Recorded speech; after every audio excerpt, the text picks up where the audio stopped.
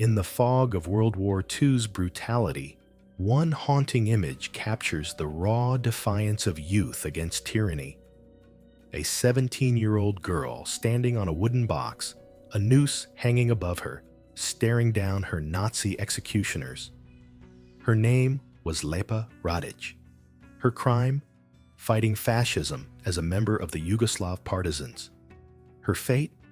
A public hanging, meant to terrorize others into submission. But what the Nazis failed to grasp was that they weren't silencing a girl. They were immortalizing a martyr. With iron resolve and words that burned with defiance, Lepa refused to betray her comrades, knowing full well it would cost her life. This is not just a story of violence or war. It's a testimony of unbreakable will, youthful courage, and the brutal reality of resistance. This account is intense and unfiltered. If you're not ready to confront the horrors and heroism of history, turn back now. In April 1941, during World War II, Nazi Germany invaded Yugoslavia. The country was quickly broken apart, and different parts were taken over by Germany and its allies. One of the most brutal regimes, the Ustaše, controlled areas of Croatia and Bosnia. They carried out terrible crimes against Serbs, Jews, Roma, and anyone who opposed them. Amid this horror, groups of people began to fight back. The most powerful resistance group was the Partisans, led by Josip Broz Tito. These fighters came from all backgrounds and were united by their goal to drive out the Nazis and create a new, free Yugoslavia. They hid in mountains and forests, launched surprise attacks, and helped civilians escape danger. But the cost was high. If captured, resistance members were tortured or executed. Even knowing the risks, many young people joined the fight. One of them was Lepa Radić, a teenage girl with strong beliefs and a brave heart. At just 15, she joined the Partisans. At 17, she would face the most terrifying moment of her life and meet it with courage that stunned even her enemies. Lepa Radić was born on December 19, 1925, in the small village of Gašnica in what is now Bosnia and Herzegovina. She grew up in a working-class Serbian family that held strong beliefs in fairness, justice, and equality. Her uncle was involved in leftist politics, and his ideas had a big influence on her from an early age. Lepa wasn't just a curious child. She was deeply thoughtful and cared about the suffering she saw around her. When the Nazis invaded Yugoslavia in 1941, Lepa was just 15. Her family was targeted by the Ustaše regime for their political views. She and her parents were arrested, but Lepa managed to escape. Instead of hiding or running away, she made a bold decision. She joined the Yugoslav Partisans, becoming one of the youngest fighters in the resistance movement. She worked as a courier, carrying messages and helping to transport supplies and wounded fighters through dangerous territory. Lepa wasn't just following orders. She believed in what she was doing. She believed people had the right to live free from fear and violence. That belief would lead her to make choices most adults would struggle to face. And eventually, it would lead her to the gallows. Once Lepa Radić joined the Partisans, her life changed completely.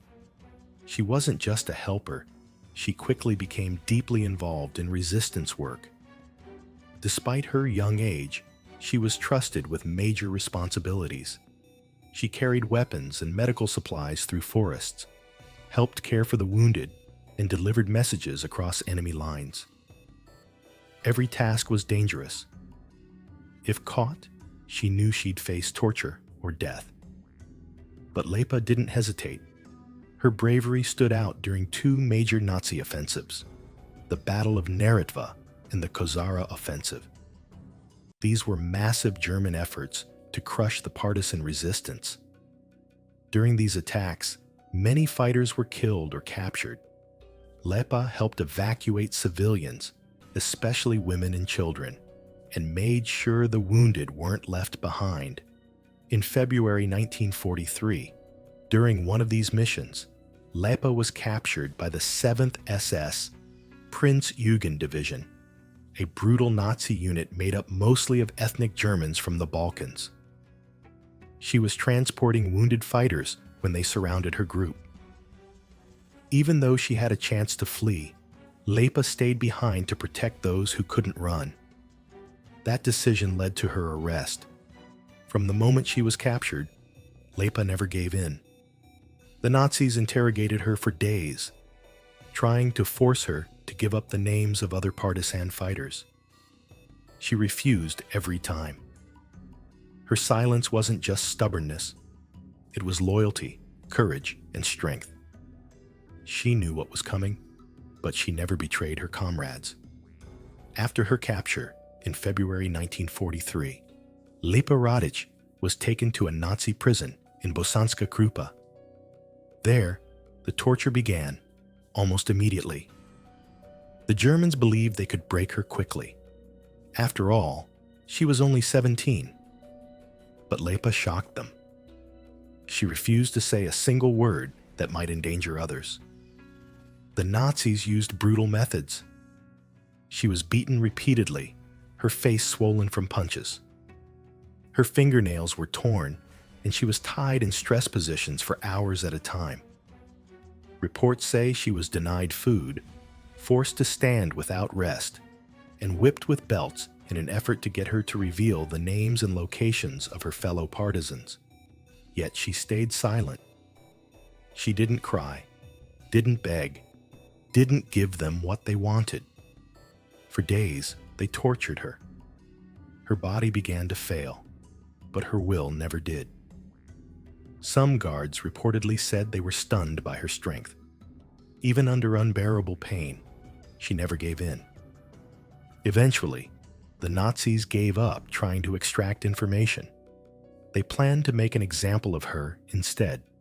A public hanging was arranged, not just as punishment, but as a warning to anyone else thinking of resisting.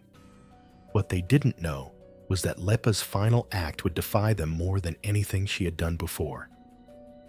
On February 8, 1943, the Nazis marched Lepa Radić into the center of Bosanska Krupa. A wooden box was placed beneath a gallows. People were forced to gather and watch. The soldiers wanted to send a message. Resistance would be crushed without mercy. Lepa, battered and barely able to walk from days of torture, was brought forward in shackles. She stood tall. A German officer offered her one last chance. If she gave them the names of her fellow partisans, they would spare her life. Even at the edge of death, Lepa didn't flinch. She looked straight at the crowd and spoke loudly. "I am not a traitor to my people. My comrades will find you and take revenge. I am not alone. There are others who will continue the fight." Her words stunned the crowd and embarrassed her captors. This was supposed to be a show of Nazi power. Instead, it became a moment of unforgettable courage. The rope was placed around her neck. With her last breath, she reportedly cried, "Long live the Communist Party! Down with fascism!" Then, the box was kicked out from under her. The execution was meant to instill fear, but it had the opposite effect. Witnesses would later say her bravery haunted the German officers.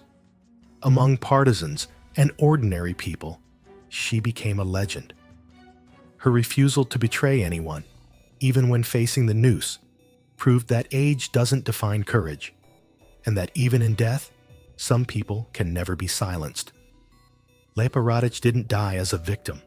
She died a hero, her final words echoing in the minds of both enemies and allies for years to come. Lepa Radić's courage didn't disappear with her death. It only grew stronger. After World War II, her story became a powerful symbol of resistance and bravery throughout Yugoslavia. In 1951, she was posthumously awarded the Order of the People's Hero, one of the highest honors in the country. At just 17, she became the youngest recipient of the title, a reminder that even the youngest can show the greatest strength. Schools, streets, and monuments were named in her honor. Busts and statues of her were placed in public squares, and her face appeared in textbooks for generations of Yugoslav children. To many, she represented the soul of the partisan struggle, fearless, selfless, and loyal to the end. Even beyond Yugoslavia, Lepa's story has touched people around the world. Historians, activists, and educators still talk about her final words and the strength she showed in her last moments. In an age where heroes are often famous for far less, Lepa Radic's story stands out as something real and unforgettable. She didn't have a long life, but her impact has lasted decades. She remains a symbol of youthful defiance, the power of belief, and the true cost of standing up for what's right. Lepa Radic's story is more than a tragic tale from the past. It's a powerful reminder of how far some are willing to go for freedom and justice. At 17, she faced the worst of humanity and still chose to hold her head high. Her legacy isn't just in the medals or statues. It's in every young person who dares to stand up against injustice.